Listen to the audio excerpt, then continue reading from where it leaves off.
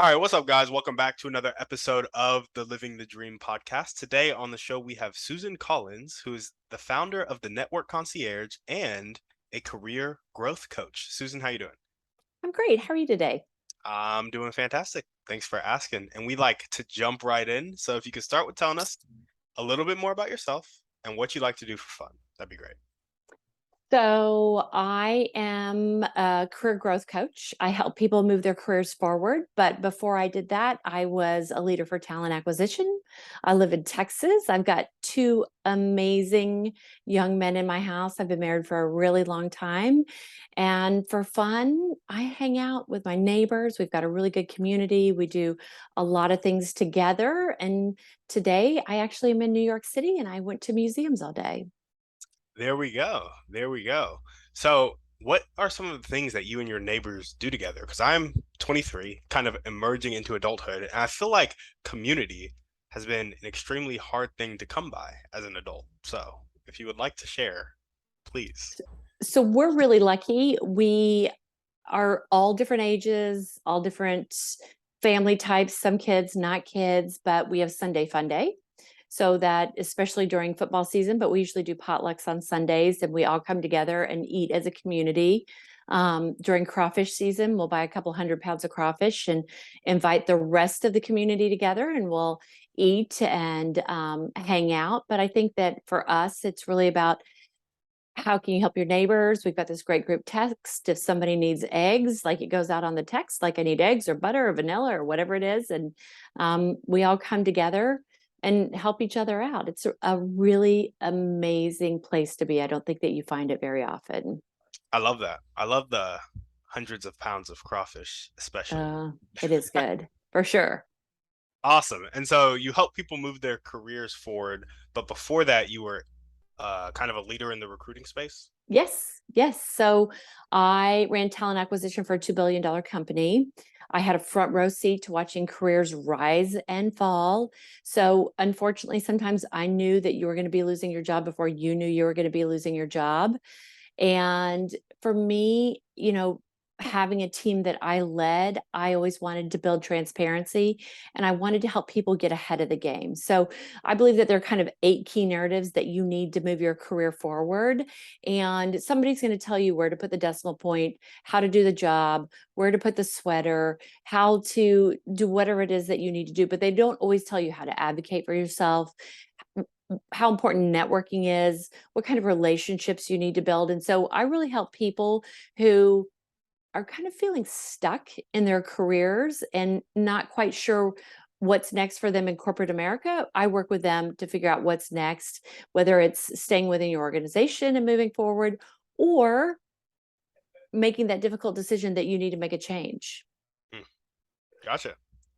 I love that. And so, hmm, what is the most important thing about networking? Because I feel like maintaining professional relationships is also a really important thing to learn because you don't want to just kind of touch base randomly. It's like you need to have a like value add when you meet with people.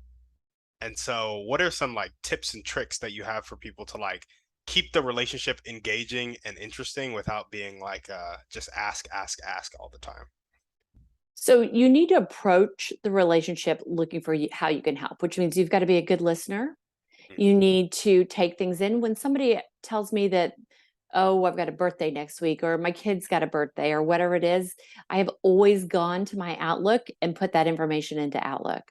yeah. So I can email or text someone that I talked to 3 years ago. I've got a little reminder section set up and just say, hey, I was thinking about you. I think you've got a birthday coming up this week. Wanted to wish you a happy birthday. It's really about the little things. And if you can listen for the little things and jot them down as they come along and then make yourself memorable.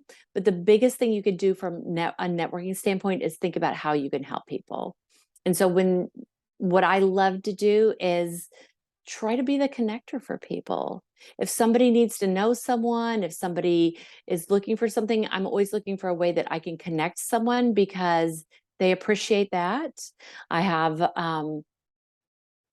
I think connections in all sorts of industries, all sorts of businesses. And then when I started my own company, people were excited for me because I gave for so many years that they're like, hey, I've got this person, they're struggling with their career. Can I send them to you?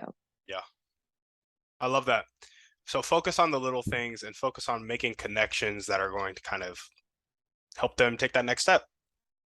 And you never know, right? Like you do something little for someone and 5 years later they remember you. It is not about looking for how other people can help you, but about how you can help them. Mm, I love that. Well, awesome. Tell us a bit more about your motivation. What really gets you up and keeps you going every day? So two things. I've got a really sweet, amazing family. These kids, I practically live with three men now. Like their curiosity and their excitement for life is really exciting. And then as a coach, it's really about asking a question that I don't know the answer to, and someone coming back and having that moment where they're like, that changed everything for me. When you can ask someone a question and it spurs something on for them, it can be a game changer for them. And it's really fun to see people have ahas. Yeah. And where do you find those good questions come from? Like, are they just you got some blanket questions like what's the meaning of life, or does it really come from listening and understanding? It comes from listening to this. Again, we're back to the small things, right? It comes from listening to those moments where they emphasize a word or they really pause with a big question, and and then asking them, where that pause came from, or why do you think you emphasize that moment, and what were you feeling, or what did that mean? But a great coach asks questions that they don't know the answer to, because we believe that we don't have the answers. We're trying to help you find your answers. Yeah. Yeah. No, absolutely. I love that. Cool. I like a good question. I think there's this book called Change Your Questions, Change Your Life. I think I've heard of that. It's a really good book. It's more about helping you regulate your emotions by Mm-hmm. understanding like what questions you're asking yourself, which is producing the answers that are producing your emotions. But I think it's a very similar thing. If you change the questions you ask the people close to you or the people who are in business relationship with you, it'll also change those relationships and inevitably change your life. So I really like that concept of asking a great question. One of my favorite questions is, what else could be true? Mm, I like Right. that one. So we're going through a situation, somebody's not feeling great about something, and we do make up these stories in our head, right? Because we don't know the answer. So it's just human nature to say, well, he doesn't like me, or my boss doesn't like me, or I'm not going to get promoted because of corporate politics, whatever the case may be. And I'll say, what else could be true in this situation? What's the most outlandish thing you can think of that could be true? And then we'll kind of start to work our way backwards and sometimes find, that we're in a place that's not really as scary as we thought it was. Yeah. What else could be true? That is such a great question to ask. I feel like when you go to what else could be true, I honestly feel like the first couple might still be negative, but then eventually you get to those like if you start writing down like 5, 10, 15 things that could be true, Hmm. it's like, oh wow, there are so many different perspectives to look at this from. So I really like that. And if they go negative, I'm like, what else? What else? What else? And it's so much fun to go through that process and kind of have people open it up to the positive too. Tell me something positive that could be true. Yeah. Yeah. I really like that. Well, awesome. What are your dreams and goals? Tell us about your vision for your life and your company. So, my vision for my life is to raise two really amazing kids, right? To productive members of society who are really happy, like that can find joy in life, they can find adventure. They will be out of the house. My husband and I hope, will travel. And then for my company, it's really to help people move their careers forward, to get out of the things that worry them and see the opportunities. When I sat in the corporate office and listened to people, watch people move their careers forward, I think that there comes this point where we don't know how big we can dream. And I especially love to work with people who never thought that they would be a manager or a director. And now they're thinking, could I be a vice president? Could I be a senior vice president? And what is the bridge to get there? And so for me, it is about that excitement of seeing people want and do more.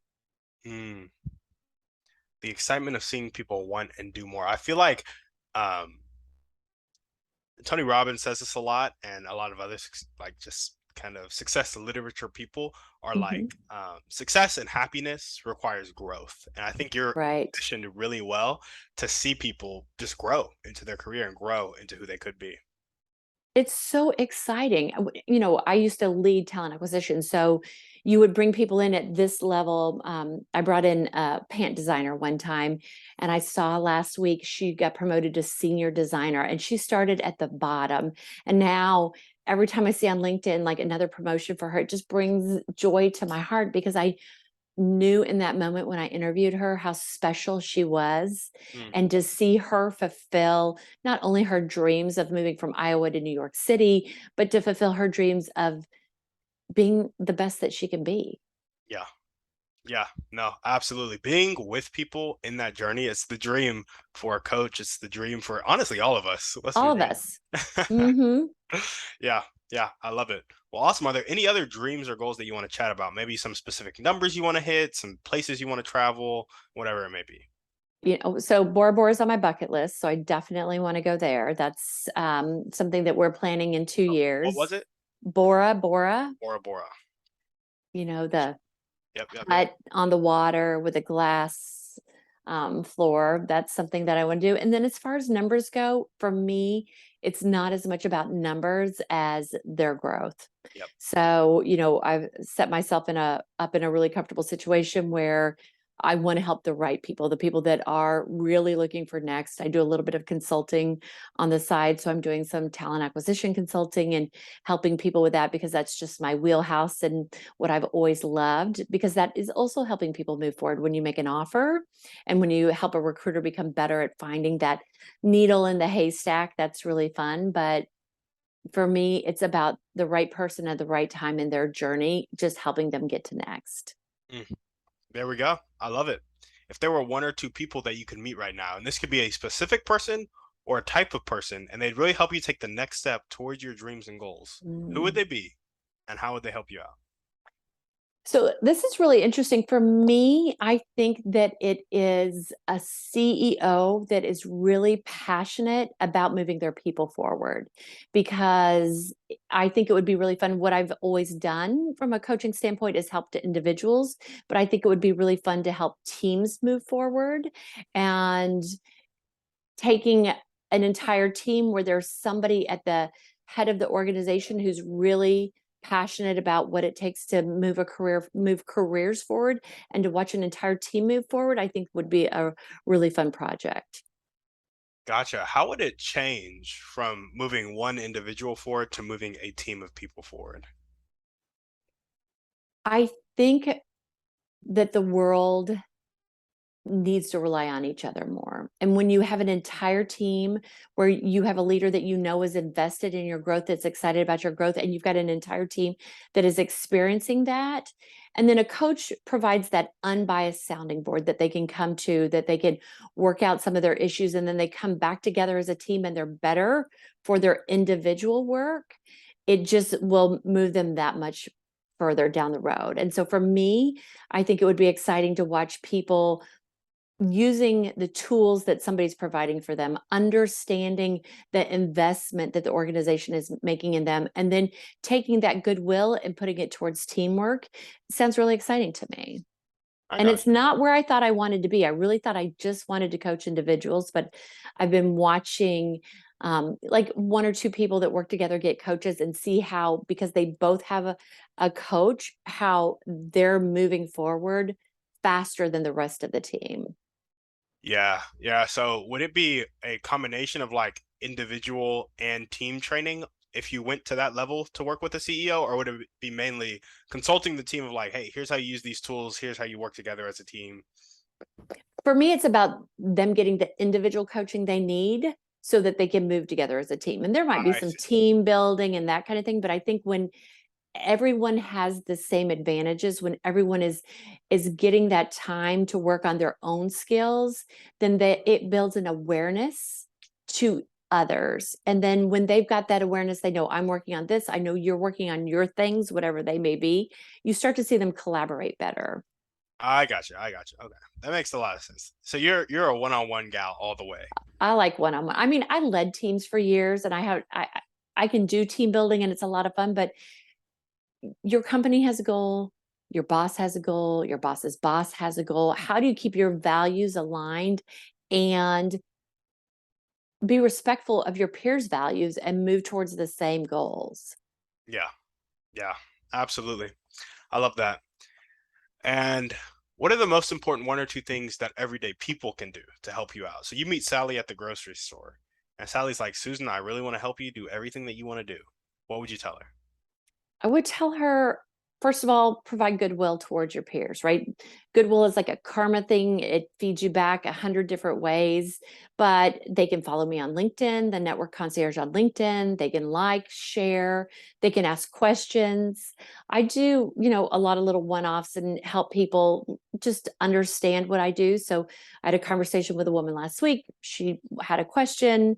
Next thing I know, she's like, okay, signed up for a full coaching package, which was amazing, but it wasn't why we met. We met because she was curious about what I did. And uh, it- a lot of people don't know what coaches do. They don't understand how it works. So if you've got a coach, talk about how your coach has helped you, because if it's not me that they sign up with, there's another coach down the road who is working really hard to drive their business and it might help them. Yeah, yeah, absolutely. And what are some of the most important things that we kind of touched on them earlier in the beginning of the Mhm, podcast, mhm. but that people can do to really start taking initiative in their career and start moving it forward? When you think about your career, there are a lot of things I talk about. There are 8, key points that I talk about with my clients, but one big thing that you can do is make sure that you've got really good self-awareness. So it is asking the difficult questions. A lot of times when you are struggling, it's easy to go underground, or when you are winning, it's easy to think it's all coming towards me. But to ask people like, you know, what are my strengths? What are my weaknesses? If you were to give me a reference today, how would you grade me on my performance? Because that self-awareness is going to tell you where you need to get better, and to really take that information in and listen to it and then think about how you can move forward. Another thing that I think is really critical is advocating for others. Mm, When you advocate for others, really deep down, you're advocating for yourself. Like, it shows your leadership. It shows how you can support others and help them be successful. And when you're helping other people be successful, you are learning from the experience. You're getting just so much from that experience, from the standpoint of somebody realizes that you've seen talent in someone else. Somebody realizes that you can have conversations with other people, that you're investing in other people. When you invest in other people, it always pays you back. yeah, yeah. No, absolutely. I love that. What goes around comes around. And Always. yeah, Always. I have a networking group that I grew. I started out with one of my competitors because there is this idea of, I've got to get the next promotion. I've got to get the next job. I've got to get whatever it is. I've got to have it. And people don't believe in abundance. And so we created this networking group. I think it's got like 19,500 followers. And the whole idea was, we need to teach people how to fish. So we need to teach you how to have conversations with your competitors in a environment where you're not afraid that they want something else from you. So you show up for coffee. Pre-COVID, we used to have in-person events. So we'd have 40 events across the country. And you would show up and it would be like, there's no recruiting today. It's just talking to people. Just talk to people, find commonalities, understand what they do, think about how you can help them. And we did it for no reason but to help other people. And it's paid us both back a million times over. yeah. And it wasn't the intent.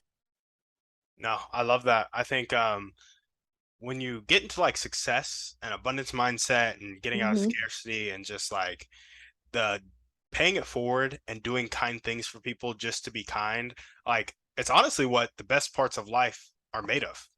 Like that's it. You do those things, Yep. you feel good immediately for just adding value to somebody's life, and then it starts to like you put out so much, like the law of reciprocity makes it come back in overwhelming ways often. So I think You're that's exactly right. Like just doing something kind. I mean, it gets your brain going, it gets you excited, but it also helps someone else. And it is the world is about being memorable, right? Like how you do something for someone and they're going to remember you down the road. And if they don't return the favor to you, they return the favor back to someone else. And life is hard, right? Like it's life is not easy. We're all trying to, I believe we're all trying to do the best that we can do. And so we need to rely on each other. yeah, yeah, no, absolutely. Have you ever read the book Who Not How? I don't think I read Who Not How. Mm, it's a Do good I book. need to put it on my list? I think so. I think you probably used the concept pretty well in your life, but it's a good book that's just like we all have our genius zone. We all have our zone of genius, and it's like you need to be thinking about how to surround yourself with people whose zone of genius isn't yours so that you can all be operating in your zone of genius kind of together as a team. And it's just a good book. I like it a lot. But instead of asking, oh, what were you gonna say? I was gonna say when I led teams, I hired people that were different from me. So I had and it did two things for me. Number one, when you lead somebody that's different from you when they're on your team, it's a little scary, right? Like Yeah, they need something different than you are used to giving, so it makes you a better leader. But also when you are struggling, they can step in yeah, and you can say, I've got this project we're going to work on, or I've got this idea that I need to flesh out, and they can compensate for your weaknesses and you can do the same for them. So you're constantly teaching each other and making each other better. So it's not about being them.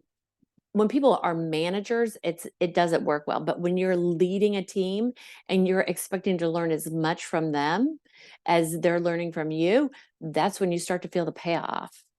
yeah. No, absolutely. Yeah, good old teamwork. Good old teamwork. I love the collaboration that is possible. Even though we're not always doing it, Hmm. because I think we've pit each other against each other too often, and we go in with scarcity instead of abundance. But the collaboration that is possible in the world to like make stuff happen, like success is a team sport, life is a team sport. Right. It's a beautiful thing. Right. I did a video this morning. It was like, are you worried about corporate to politics, right? If you're worried about corporate politics, you're not stepping up to your leadership capabilities, because part of leading is saying the unpopular, making difficult Yeah, decisions, having difficult conversations. And when you're worried about the corporate politics, you're not leading. It yeah. just doesn't work that way. No, absolutely, absolutely. Well, awesome. Now we're gonna jump into our thriving three. Okay. And our first question is, what is your favorite book, movie, or podcast? Pick one. Book, movie, or podcast. So, oh, book, movie, or podcast. There's so many. So I don't know if you've ever heard of Microfamous. It's a podcast. I've not. He talks a lot about um, all the little things you've got to do to, as an introvert, which I'm not an introvert, but for some reason, he's just got amazing ideas about driving businesses and podcasts. I like Big Potential, and that really talks a lot about the teamwork. There's so many things I like. I'm constantly reading. I'm in the middle of Catalyst right now. Have you read Catalyst? I've not. It really talks about why we can't come together and compromise, because people are so far on one side that it's hard to see other people's ideas and the reason why they believe in things. And so it is about getting to know people as people before you start to change their mind, because you just really can't change people from this side of the spectrum to this side of the spectrum. You've got to humanize things. Mm. I think you just answered a question we'll be asking later, but we're gonna ask it again anyway. Okay. Awesome. And what is one way you like to take care? And that's a book, Catalyst. Hmm. Gotcha. And what's one way you like to take care of yourself?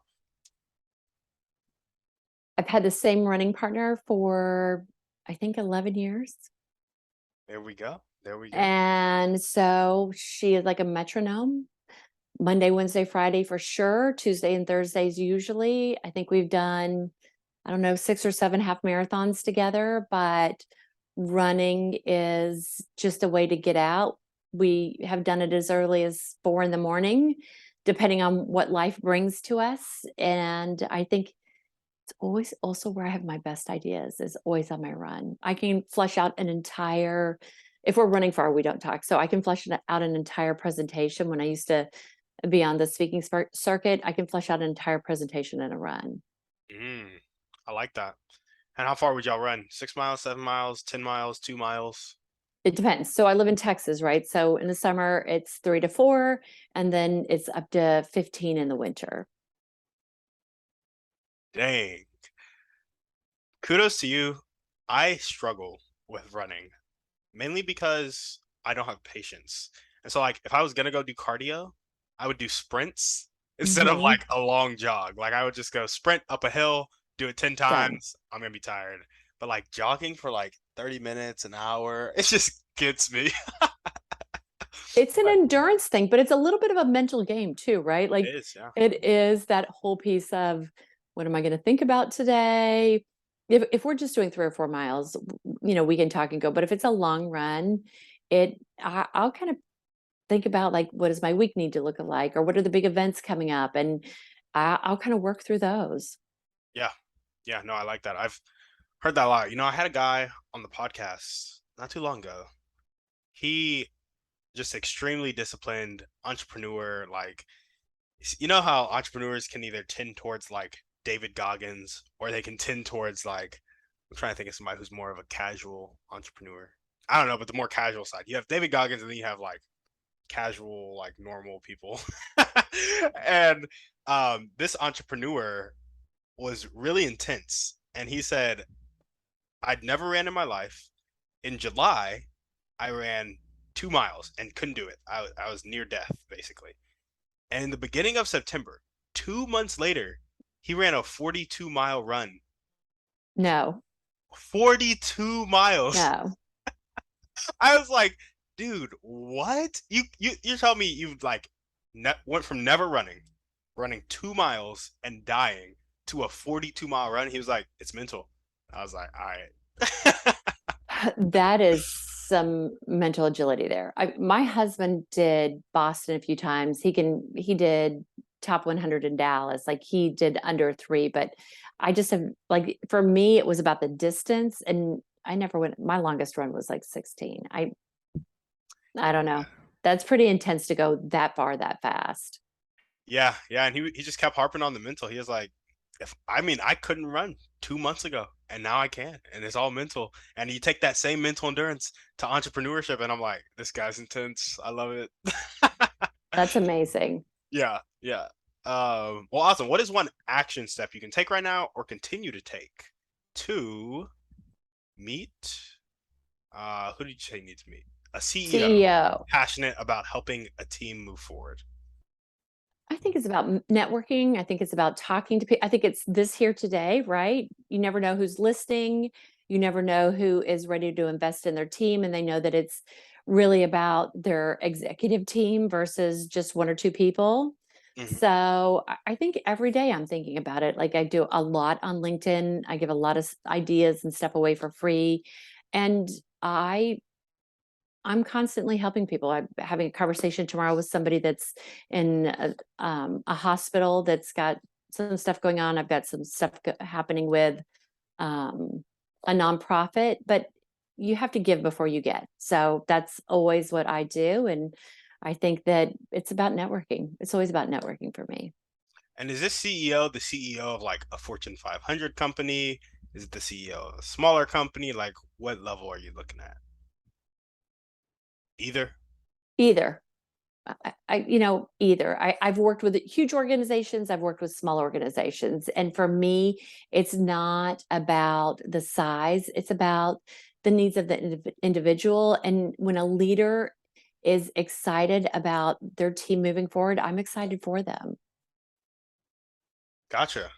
Oh my gosh. I think I may have the perfect referral for you, but I'll tell you after the show. Awesome. That'd be amazing. See, Yeah. I don't know why I didn't think of it before, but it just came to mind. So glad we talked about it. that's how All it works. right. Absolutely. Well, now we're gonna jump to our final couple of questions. famously named the final couple of questions. And the first one's going to be, what is, oh, I did not send these beforehand. Okay. So if you're not feeling good about answering them or you don't want to answer, like totally feel free to be like, I'm just going to pass. That's totally fine. Okay. What is one limiting belief that continues to pop up in your life, if any? Oh, that's a good question. I think I'm pretty open. I was raised by a family that said you can do anything you want to do. You can be president of the United States. And so for me, I think probably my biggest limiting belief is I didn't realize being an entrepreneur how much you had to be on social media, how much you had to put yourself out there. And in my last organization, probably my proudest moment was the COO said that I was the best salesperson in the entire company, and I didn't sell. I wasn't on the sales team. I was the talent acquisition leader, but you know, it is a lot of pictures of myself, and it was something that I really had to get over to get out there and start talking to people. And I love to sell. I can sell anyone else, but it's taken me a while to get here to sell myself. Mm, I love that. I love that. And do you have any actions that you still do from day to day? You know, you don't have to do them on a daily basis, but it could be Hmm. weekly, monthly, or whatever that you think reinforce this limiting belief, or have you kind of like gotten rid of those actions? Yeah, I try not to let things linger, right? Like it is about, so I did a photo shoot last week. Not my favorite thing. I don't really like to be in front of a camera, but I know it's part of the business, right? And I know that when I put something out on LinkedIn, if it's got a picture on it and it's got a really good message, it's going to get more attention than something that they just scroll past without a picture. So I'm going to do what I have to do because that's how you get ahead, right? That's how people do it. That's what I'm going to ask of my clients. I'm going to ask them to do the things that they need to do. So I can't let things get in my way either. Yeah, I love that. And so you said your limiting belief was like not realizing how much you need to put yourself out there, get yourself on Hmm. social media. Hmm. What stories did you start to tell yourself? What thoughts did you have to really help yourself overcome that limiting belief and start doing it consistently? So the story I was telling myself is nobody wants to see another picture of me, right? Like, do I need another picture? Do they want to see another picture? Are they sick of me yet? But one of the things that I realize is, you know, the people that I'm connected to probably only see 2% of the posts that I'm doing out there, see 2% of the podcasts that I'm putting on my LinkedIn. But every time someone likes or shares, it goes beyond my network. It goes beyond the people that I know to someone else. And I work really hard on aligning my messages to help others. And so even if I never touch them personally, if I gave them a message that helped them in that day, it's amazing. I do a weekly email to my subscriber list, and I can't tell you how often people email me back and say, I needed this today, or this message really touched me. And so, if I can help someone else move their career forward, even if they never come to me to be their coach, it's a pretty good feeling. I love that. I was like recently doing I think it's called the Thrive Challenge with Dean Graciosi and Tony Robbins. Hmm. And I think Dean was talking, it was either Dean or Brendan Burchard who was talking about we have our circles and we have our like comfort zone, and then we have Hmm. our like zone of like discomfort, like this isn't comfortable. And then you have like the stretch zone, it's like the service zone. And we'll go so far outside of our zone of discomfort to serve people. So I really like how you focus on what your message is going to do, how it's going to help people. And then it allows you to quash that limiting belief of like, nobody wants to see another picture of me. It's like, but if it helps one person, it's worth it. So I love that. There are so many people out there who don't believe that they can move forward, who have the boss that's telling them that they can't. And, it is important to take feedback, but it's important to take feedback from your entire circle, not one person that is, sharing a negative message with you. And so if I can just be that one moment where somebody can breathe and say, there might be something else, what else is true? There's another option. If we've never met and it helped them move forward, it brings me just joy. Yeah. Yeah. I love that. Well, awesome. We got one last question for you. Okay. So there's a common saying that you can lead a horse to water, but you can't make it drink. And I Mm-hmm. actually found out from a guest on the podcast, his name was Dr. Alan Leica, that you can make a horse drink. You just have to salt its oats. Mm-hmm. Crazy. Now, I want you to think about a person with a really fixed mindset. They're not willing to accept help and they're not willing to accept change. How Mm-hmm. can we, you and I, create an environment? Because we can't make the choice to change for them. Mm-hmm. They have to make that choice. But how can we create an environment to salt their oats and help them make that choice? I think a couple of things. It kind of goes back to the what else can be true? Yep. Asking questions, understanding where they're coming from, understanding where, where their mind map is. Like, you go to the edge of what you know, and then you have to think about the possibilities. And when I think about dreamers, how big is big? And so if you can just help someone with a question that gives them another possibility, another idea, some inspiration, they might start thinking a little beyond their mind map. And it's scary to go beyond what you know, but we always talk about how we only know what we know. How do you help people understand? And I think that it's asking really good questions, setting examples, talking about our fears, right? People sometimes think that they're the only people that have fears. We all have fears. Yeah. There's something we're all afraid of. And talking about how we've crossed hurdles is important, but it is about building relationships and understanding what their concerns are and asking questions that challenge that. Yeah. Yeah. I love that. Back to the good questions. I was a recruiter for years, right? So I interviewed people. So I love questions. Yeah. I love the idea of asking a question. When I was, recruiting, I loved asking a question and somebody saying at the end, "Well, I never intended to tell you that, but," you were like, "Okay, I've just hit the jackpot. I've just found out something about you that you didn't plan to share." Sometimes it was good, sometimes it was bad, Yeah. but you could see them kind of breathing differently and thinking about themselves differently, even in an interview. Mm, yeah. I love that. I think somebody on the podcast was answering. I've switched this question around a little bit, but it's still getting at the same thing. And they were like, a well timed question can Mhm. really kind of help people salt their oats, change their life. And I think it holds true. I think it Mhm, holds true. absolutely. Well, awesome, Susan. That is all we got for you. Is there anything else that you want to chat about before we sign off? I am so excited. I think you do a great job. I love your podcast. I would love for people to go to my website, thenetworkconcierge.com, check out my weekly newsletter, which is focused on your forward career momentum. And if there's anything I can do for you from a networking standpoint, I hope that you'll ask. Awesome. Well, Susan, thank you for coming on the show. I appreciate it. Thanks for having me. It was fun, Timmy. Of course. And if you guys are listening to this and you loved what she had to say, make sure to check her out. All the links to do so will be down in the show notes. And thank you guys for watching. Catch you on the next episode. On that note, we're out.